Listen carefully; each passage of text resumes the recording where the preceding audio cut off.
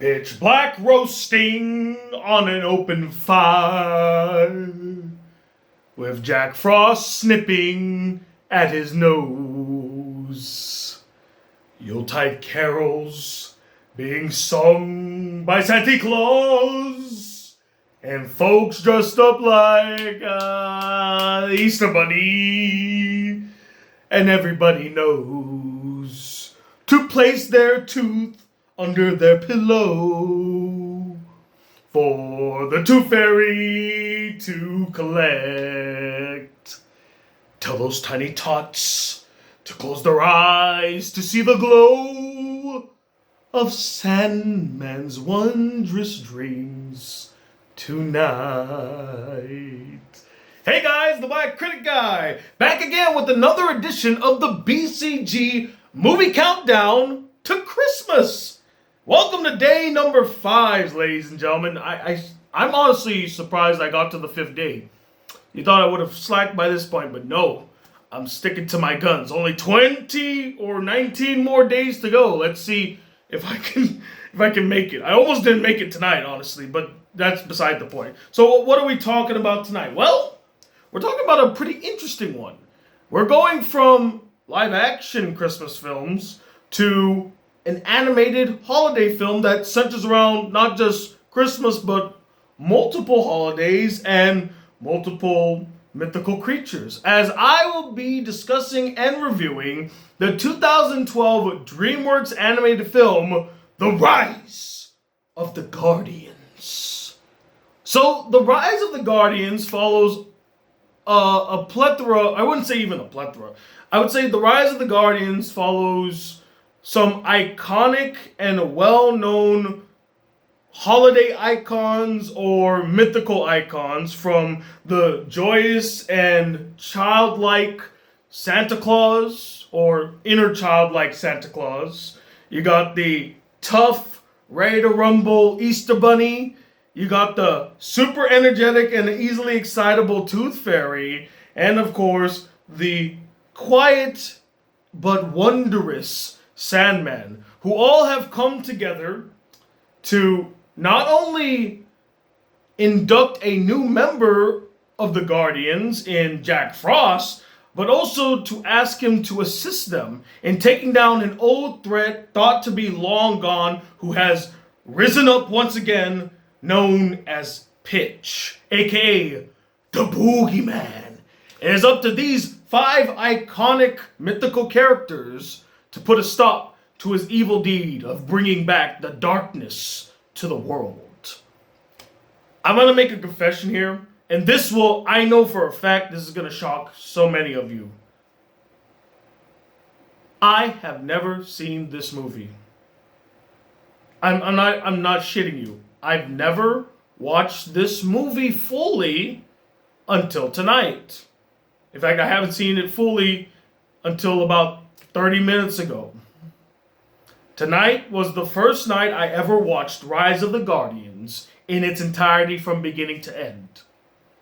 I know, it's shocking. This movie has been out for 12 years and I've never seen it. I've heard so much about it. I remember there was a moment back in like 2013 to 2014 where like Jack Frost, like everybody had the hots for him and people were like drawing them on their DeviantArt page and like talking so much about, there was like a big fan craze. Even my girlfriend admitted to this, that she had a huge crush on Jack Frost. And look, considering that the only female Guardian member in the film also had a crush on him, it's not a surprise that there was a big fan base surrounding the character of Jack Frost. In fact, just the detail of Jack Frost alone really screams like teenage, how do I describe it? Not teenage bait, but like, he's like the typical teenage heartthrob, you know? He looks like a mix of Robert Pattinson from Twilight meets like angsty teen guy from any given high school movie. Like, that's he just screams that. He's also has a tragic backstory. He's got the cool hair. He's got the nice smile kind of thing. I could get why there was such a huge following for Jack Frost. So I knew about that. I knew all the people that voiced characters in it. You know, Hugh Jackman, Alec Baldwin, Chris Pine, Jude Law. I knew all of them. I just have never seen this movie. I don't know why. I had many opportunities to see it, and it's a shame that it took me 12 years to finally get to watching the movie. So, yeah. The surprise of the night. Black Critic Guy has never seen Rise of the Guardians until today. So, I've heard much about it. I've known of it. I know about the fan craze. And I specifically watched this movie tonight because I wanted to give my girlfriend a chance to pick a movie she wanted to see. The last 4 were movies I chose. The one movie she asked me to put on the list, the one movie she wanted us to watch in this marathon was Rise of the Guardians. So tonight I decided, you know what, darling? We will watch the movie you requested, and we watched Rise of the Guardians. And if I were to sum up this movie in one word, I would say it was fun. It's a really fun movie. Flawed, but fun. You know, but I feel like there are a lot of movies I could describe as being fun, yet they are terribly flawed. And Rise of the Guardians would be one of them. Honestly, the best thing about this movie is I really like the main character of Jack Frost. I get that there's a huge following with him based on his looks, but I thought out of all the characters, minus the villain, we'll get to him, but I liked Jack Frost's story. I liked the dilemma he was dealing with and how he wanted to be seen, not just by the kids, but he wanted to be seen as an equal with the Guardians. Because that's the beauty about his character. It's not that he wasn't being seen by the kids, he just wasn't being seen by anybody. He wasn't being taken seriously by the Guardians. The Moon has rejected him, and we'll talk about the Moon later. And then, of course, the kids. Like, he literally is isolated. He's alone in the cold. I forced that one. I even as I was thinking about it, I'm like, do I really need to say that, Tony? I guess I didn't. But I did anyway. Typical BCG, forcing a pun that doesn't need to be said. But I liked his character. I liked his growth. I liked his bond with one of the kids in the film. That was fantastic. Very well done. His backstory, while a little tragic, I thought was kind of... I wish there was more to it, but it makes sense a little bit. I overall like the character, and I like the performance by Chris Pine. I thought he did a really good job voicing Jack Frost. Kind of adding to that, I thought the performances, vocally speaking, are really good. No pun intended. I don't know why I said vocally speaking. It just feels redundant. But basically, the vocal performances were really good. I thought the best vocal performance, honestly, Jude Law as Pitch, a.k.a. the Boogeyman. And I'm assuming they call him Pitch because pitch dark. He hangs in the shadows and the darkness. In fact, outside of Jack Frost, Pitch was my other favorite character. I loved him. He is such a menacing villain. I love the way they utilized his character. How they utilized him through shadow and how he was mischievous and he could jump from place to place. Well animated, great detail, freaking terrifying up close and personal. And that voice really complements him too. Like, you would hear the voice and you're like, Dastardly Fiend. That's what I thought immediately when I heard him, like, Dastardly Fiend. Jude Law was perfectly casted to play this role, and he knocked it out of the park. He knocked it out of the park, he delivered a great performance, and the character was overall a very enthralling villain, a great threat to the 5 main characters. Hugh Jackman, always a delight to hear him, especially when he's using his natural voice to the accent. Mwah, beautiful. Isla Fisher, she did okay. Alec Baldwin, I was a bit torn on. Because sometimes I bought his accent. Other times I felt like, okay, you're kind of forcing it a little bit, the Russian accent. But give or take, not too bad. It would have been nice if the Sandman could have talked. I get that maybe the gist of him is that since he's mostly handling sleep, he doesn't need to speak. He just needs to be whimsical and peaceful and quiet. He's the calm one because he's the one that gives out the dreams. He was actually, out of all the characters, the most actually, scratch that. It's Pitch and then it's the Sandman. Both of them were very well animated. Like that a lot. What else did I like about the film? Oh, I thought some of the action set pieces, when I could see them properly, looked fantastic. It was actually pretty enthralling. And the third act, pretty solid. Everything about the third act was good until the final seconds. And I'll get to that too. But I liked it. I liked the intensity. I liked how Jack came to the realization of what his center is, which is a basically childlike wonderment and always like bringing fun to dark moments or like moments of true terror. He brings a bit of light to them, some levity that is desperately needed in dark times. I like that. Or he could take like a situation that can seem dire and kind of alleviate the stress of it a little bit. I'm not describing it properly, but what I'm trying to say is he realizes his greatest strength is that he can take any terrible situation or a moment of fear-inducing stress, and he can at least lighten up the scene, lighten up the moment. So I like that. I like the final confrontation with Pitch. Great fight, great action. Sandman is a freaking badass. So, yeah, that was solid. What else did I like about the film? Sorry, I'm trying to think back to a lot of things in the film. The story's fine. I actually like the way that the worlds were kind of I like the detail of certain aspects of the world. Like when you go to Santa's workshop, I like the way that it was created. I wish we could have saw more of the Easter Bunny's Warren is what he called it, I think. He called it the Warren. We saw a little bit of the Tooth Fairy's place. By the way, I like the idea of turning the Tooth Fairy into like a hummingbird, or at least having a hummingbird theme with her character, because it makes a lot of sense. She has to be moving constantly. She's very erratic and very energetic and moves from place to place. Her excitement over teeth is really, it's really cute, honestly. Oh, that's another thing. The film is actually quite funny. I thought there was a lot of funny moments throughout the film. I love the banter between some of the characters, particularly whenever the Easter Bunny and Jack Frost will be going toe-to-toe. There's even this one moment, which is both a pro and a con, and I'll get to why it's a con later, but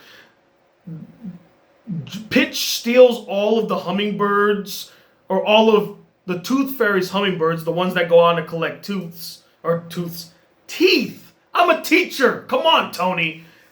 He kidnaps the Tooth Fairy's hummingbirds who collect teeth, and because they didn't collect the teeth and didn't put quarters underneath the pillows, kids stop believing in the Tooth Fairy, so she's losing her powers. So they have this great idea of like, what if we just do that? Why don't we go around and collect teeth, right? And so it's this whole like 8 to 10 minute sequence where they just go around and collect teeth.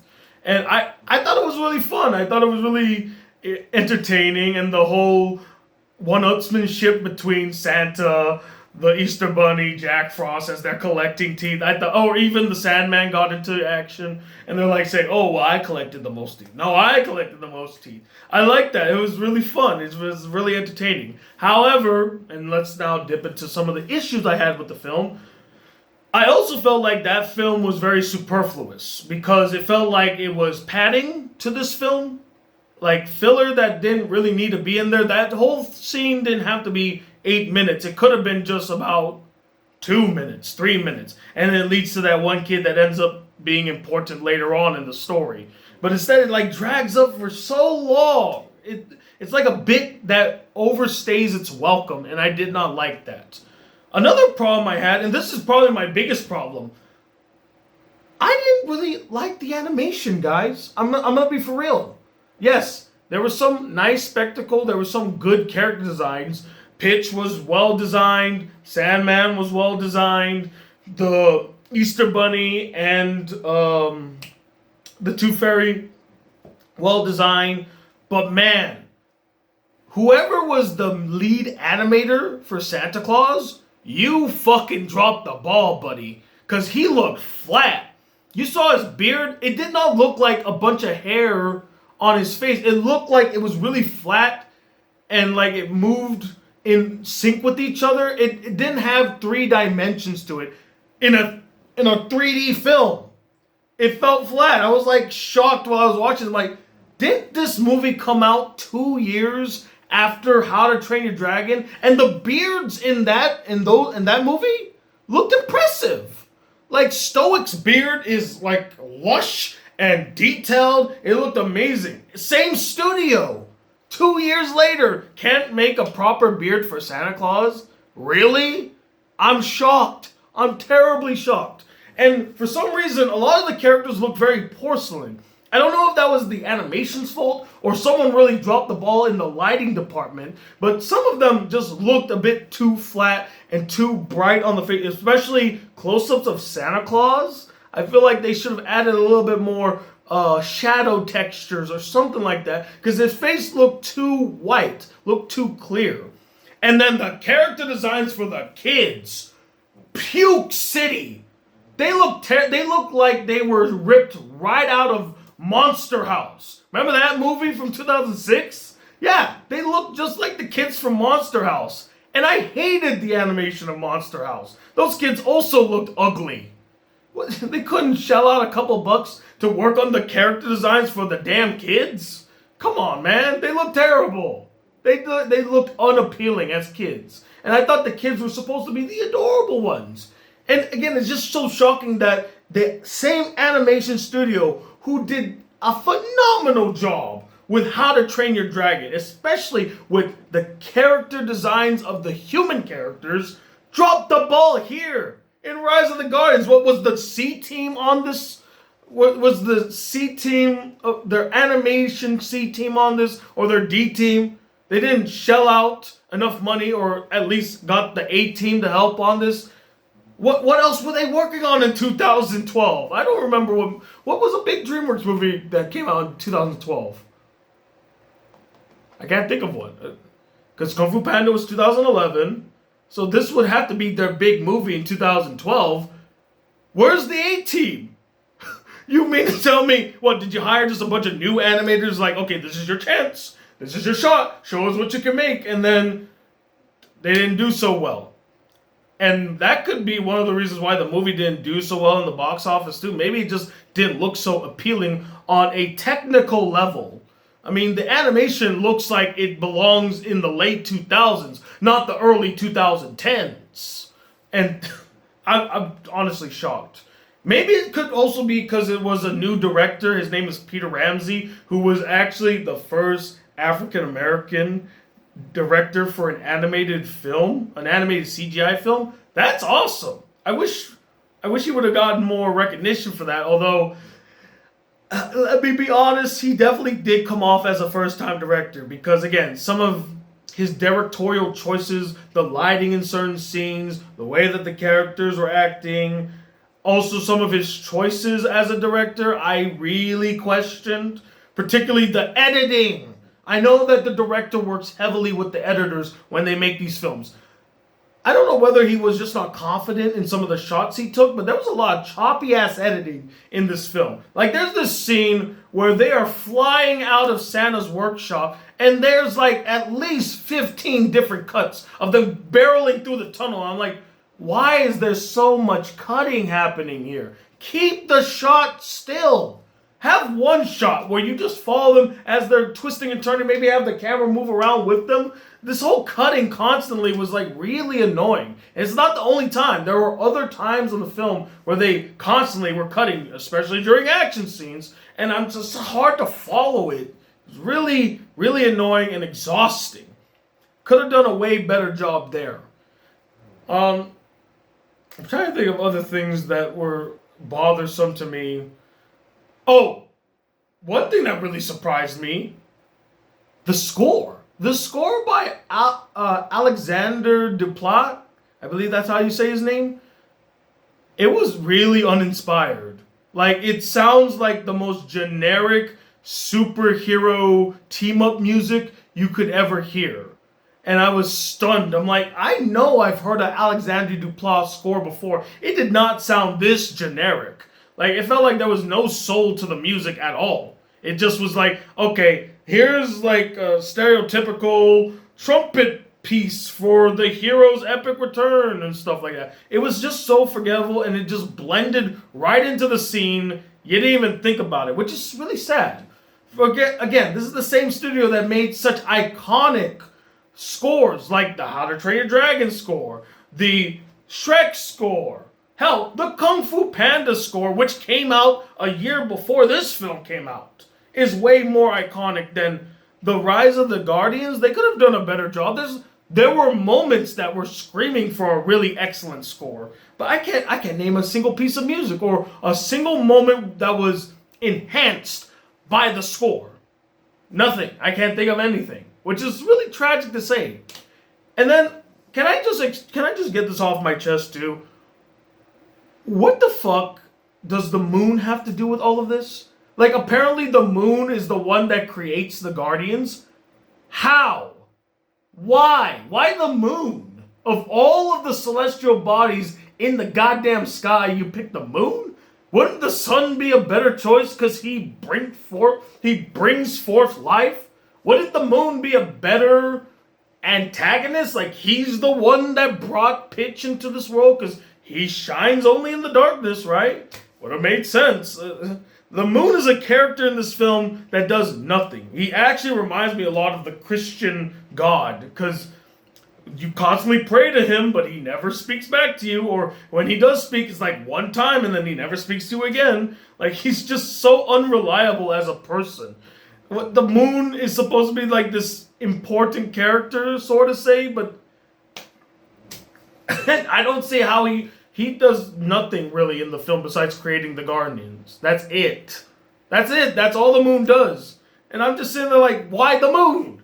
It seems a bit ridiculous. And the last line of this movie almost made me say, wow, that ruined this whole ending. Because it ends with Jack Frost saying, hi, I'm Jack Frost and I'm a Guardian. How do I know that? Because the moon told me. And then he says this, so if the moon says something to you, believe it.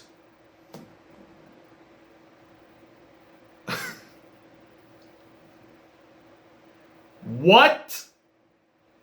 What the fuck does that mean, Jack? When the moon speaks to you, believe it? Or when the moon tells you something, believe it? That would only apply to the Guardians. Nobody... Who else is hearing the moon? I gotta meet this person. They must be so in sync with the earth. I must meet this person that speaks to the moon. Because that was a terrible line to end the film on. Like, it's not inspiring, it's not hopeful, it's not epic, it's just random, silly, and just baffling. If the moon speaks to you, if the moon says something to you, believe it. Okay, Naruto, okay, I'll believe it once I actually experience it. I always saw the moon as like the eye of the darkness. Like, it just spies on you from above and like is laughing in your misery. Like, that's how I always saw the moon. So I guess the moon's kind of a jerk to me. He's an asshole in my book. I don't know, Jack. I don't know. I thought that was a terrible line, Jack. I'm not gonna lie. It was a pretty bad line. Overall, I would say, despite its many fallbacks, despite its many issues, I still really enjoyed watching Rise of the Guardians. It's a fun time with someone that you care for. If you want to just watch just a simple movie, a simple yet effective movie, I would recommend it. I'd give it like an enjoyable film rating. It's an enjoyable film for sure. Nothing too amazing, nothing too spectacular. It's just enjoyable. So if you're already a fan of it, go watch it again for Christmas. If you've never seen it before, I don't think there'd be any harm in checking it out. You know, it'd be a nice little film to watch with the family, with the kids especially. But let me know what you guys thought about this film. If you have seen it, did you like it? Did you hate it? Did you find it kind of blah? And let me know who's your favorite character in Rise of the Guardians. Comment below, let me know. Maybe this is one of my shorter videos? Yeah, it's actually one of my shorter videos. Maybe I could keep it to under 20 minutes next time. We'll see. I ramble a lot. I do apologize. By the way, I just want to say thank you to everybody that's been watching these videos. I know this is not something most of you like watching. I know there's not a lot of visuals. There's not a lot of editing. I'm just basically rambling for nearly 30 minutes. But the fact that I have over like 500 people watching these videos, or at least between 300 to 500 people, I appreciate that. That means the world to me. It might not be the most views for any videos, but the fact that people actually give a damn about what I have to say about these films, don't think that I don't appreciate it. Especially if you comment and everything, I truly appreciate that. Thank you so much. And until the next video, guys, comes, if you like what you see and you want to see more, please subscribe to the channel. Like this video if you really enjoyed it. Hit that bell notification so that you get updated for anything. Tell people about my channel that I'm doing this. Who knows? I'd like to get one of the videos to 1,000 views. That'd be nice. And until then, guys, if you'd like to see more videos of the channel, be part of... I said that already.